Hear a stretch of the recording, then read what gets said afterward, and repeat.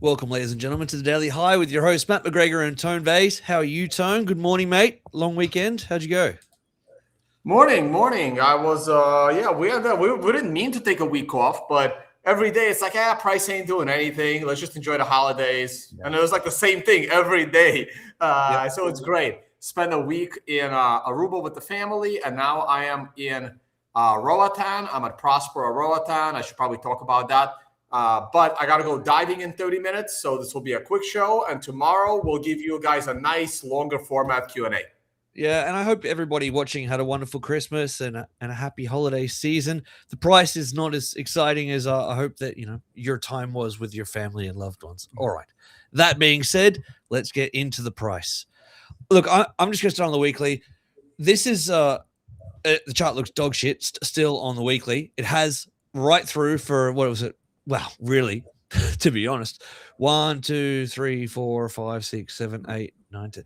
In 9 or 10 weeks, the prices look very bad. And this again, I can't let go of the idea of this being a bad posturing, and I can't let go of the idea that I'm still looking for that ultimate weekly green diamond. Nothing's changed in my books. I've had a couple of stabs at trying to catch little bounces, which we'll talk about on the lower time frames, but the oscillators are still in the perpetual sideways and down. A couple of them, like the EXA, had its little cross, but it's not the cross, the deep cross that I want to see, and that could easily cross back over again. The MACD specifically, is it rounding? Jeez, imagine trying to pick that as the bottom. Just looking at that right there. Yeah, maybe this is the bottom. But you could have said that for the last 9 weeks, and maybe it was the last 9 weeks, a flat bottom. But consolidation at the bottom is not exciting to me.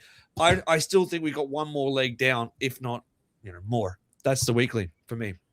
The daily, wow, flat line, absolute flat line. We'll talk about this on the 4-hour time frame. It looks a bit more clearer than it does on the daily. So I'll just skip to that because we've got a quick show today.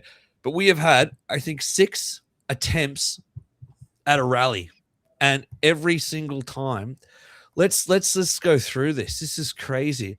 Every time we've come up as one. I count that as 1, 2, 3, 4. All these flash crashes, all in this moment here when it was rounding up and getting close to the 200. It was like, okay, maybe we can break it. Bang, hard rejections. And even this morning when I was looking at the charts, we got as high as we had been for some time here, up to the MRI support and resistance zone perfectly.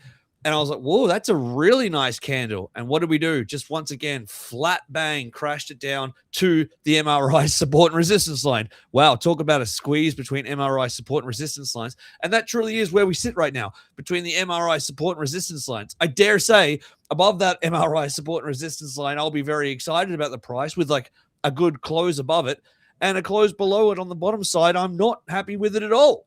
And as it stands right now, we're closer to the bottom side than the top side, and I'm not happy about it at all. I don't like the Bitcoin price right now. As I said, I tried to take one trade last week, and it didn't work because the price just immediately, almost after I bought it, it just dropped down. This is a really bad time to be trying to catch breakouts in Bitcoin. The typical, we're at the top of the range, it's a breakout. The next, we're off, is bad. And especially when we've jumped $4,000 or a good 6%, 5% to get to that price. And then exactly at the breakout point, after we've already made the move that happened in 20 minutes, it just gets rejected. I'm still in the boat. To recap this rambling, I'm still in the boat that there's a better buy lower. And if not lower, I think you're not sacrificing too much to wait till we're clearly above 90,000 again to try and get back into it. Trying to catch it in this range between 90 and 86 is a fool's errand. Tone Vase, I am coming back to you in the studio now. I've taken up enough of your time. Guys, please like and subscribe. Share it with your friends. I know not many people are going to be watching these shows because it's still happy, silly season for most of you guys, especially the Australians will still be basically drunk for a week. All right, Tone, take us away, mate. What are you seeing? All right. I haven't, you know what? I realized the last time I had my computer opened, was when you and I did the show, and then I was outside, and then I closed my laptop, and the next time I opened my laptop was late last night. Just opened it up, set everything up for this morning show. So I literally spent a week without opening my laptop. It's great. Everyone should try that sometime. And you know what I did as well, Tone. And now for some reason, all the colors on my charts are like the green is like fluoro green and the red is like fluoro red. Like all the colors are all, and like even my picture here, something's going on with my monitor because I had it closed for the first time in like 5 years. Well, so, your internet's great. Maybe your computer just needed a break. Yeah, maybe that's it. Like a fast. Speaking of a fast, I'm gonna start my 7-day dry fast right after New Year's. We're gonna follow me on my personal channel for details on that. You said that last year, and I was like, that sounds like the stupidest thing I've ever heard. Last year wasn't a dry fast. Okay. Anyway, the weekly chart. Sorry, the monthly chart. Haven't looked at the monthly chart in forever, and the month is ending in a couple of days. You know, this is the type of candle that tends to, form these bottoms. I don't like the fact that the low was made on a prior candle, not current candle, but this candle honestly isn't telling us anything. It's good that it's not a big down candle, but does it project anything going into next month? Unfortunately, it does not. Weekly, can I expand this triangle a bit? Not really. So this triangle's kind of dead. I think you can just use that blue line is probably more accurate than kind of trying to put a triangle in, Yeah, this line is super accurate. Looks like we dropped in there early this morning. I don't want to see a close below the blue line. A close below the blue line basically sets us up for downside. If there is a triangle here, it's definitely of the descending version at this point. That blue line is not much different than one of these descending triangles. But again, this descending triangle would need to resolve itself right now, this week or next week. And if it does, this is definitely a candidate for some downside. You take this candle, what was the downside there? About $7,000 for 7%. And down we go, about the same $7,000. Well, yeah, about $7,000 for 7%. That is what the triangle is telling us. I'm going to remove this arrow and I'm going to remove the triangle. I'll put them back. But for now, let's just leave the blue line. I want to be optimistic here on my pictures, but you guys all saw what I just drew. The downward channel is still in play. We're a little bit above the channel. We're being rejected by the moving averages. Nothing great here. We got to the real resistance is up there, and we're not even close. So the daily chart isn't giving us any MRIs. One quick thing on the weekly, we never got that MRI buy, so that means we could be setting up for one more. If we do set up for a weekly MRI buy somewhere, I would hate to see it at 78,000, but hey, if we get 78,000 sometime going into March, that would be great because March is when something big is supposed to happen, and we still have that stupid fork looming, which I gotta get back to the shows with Jimmy Song. A lot to do in the new year, and my focus is, longevity and fitness. I'm not saying health and wellness anymore. Health and wellness are just two overused terms. I'm going to be using longevity and fitness. That's my new goal. Okay. Skipping that. Shitcoin season's over. Bitcoin's going up. That's good. Gold. Did gold finally top? Look at it this morning, man. This morning, gold is down about $71 and silver is down, off its peak. Silver peaked at 83. I can't believe it got that high. And silver is now down $10. Do you guys know what $10 is on a single futures contract in silver? That's $50,000. That's on one contract. You can't buy half a contract. One futures contract in silver, that is a $50,000 move on one contract. And people are saying Bitcoin is leveraged. Like the lowest unit of trading silver futures, that's 50 grand right there. Lowest unit, smallest increment. Was 1,000x or something like that? What are they? What kind of leverage they use in the silver's 5,000.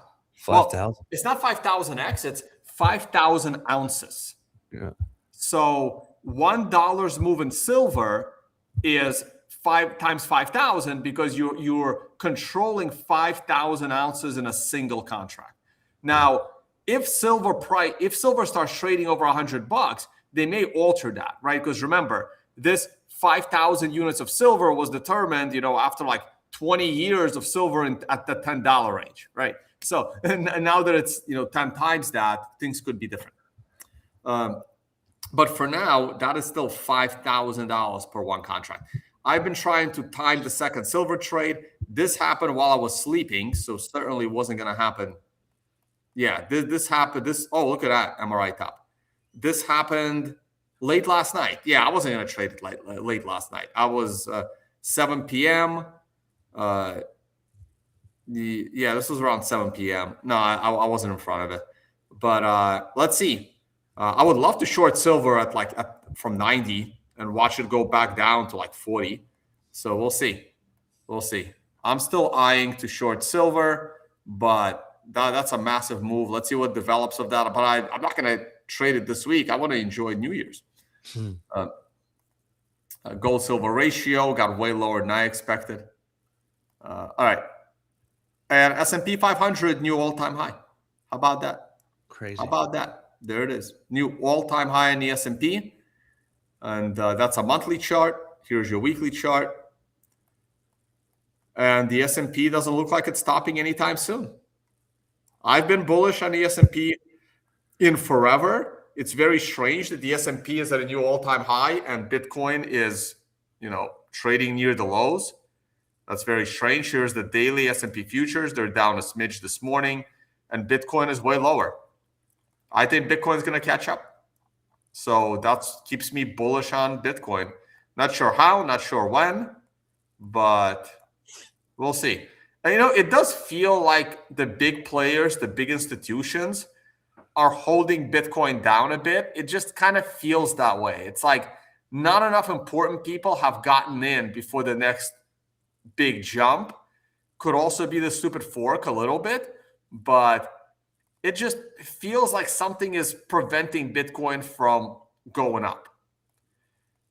So we'll see. We'll see how it all works out for it. The way it keeps dumping every time it has a crack at rallying makes me suspicious. It's just as well. Right.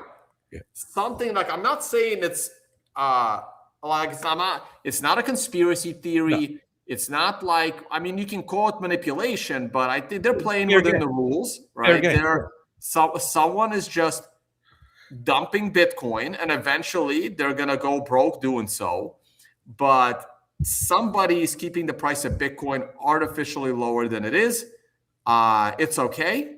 Eventually it will all play out. Or it's like, it could just be regular folks as well, just a lot of people. Like I sold today when it pumped, I wanted to get some cash together for myself, and I sold some Bitcoin. Do you know what I mean? Like at the top of that pump, around the 200 simple moving average. Maybe right. Like a lot of people as well were like, well, it looks like it's going to go lower, or just jump like $3 or $4 grand. I'm going to take a little bit more out. That's I don't know. Here's a monthly chart. Kind of feels like this. It kind of feels like that 2012. I wasn't around in 2012. I just studied the history of 2012. Yeah, I'll take that. And one person was keeping Bitcoin at like $5 for like 5 months. That was Pirate at 40. He had enough Bitcoin to keep the price down. But he was doing it for other reasons. It doesn't look like that. No, it doesn't look like that. On a weekly chart it is, right? Because it's hard to keep Bitcoin for months. Yeah. On a weekly scale, it looks like that. Yeah. All right. Anyway, I got to run. Yep. All right, guys. Thanks thank you all for watching, and I'll let Matt close the show. Yeah. Have a great day, Diving Tone. Everybody have a lovely time. Tomorrow's not New Year's Eve, is it? Jesus. No. The next we've got day. 2 more days. All right. See you tomorrow. We'll do a better show.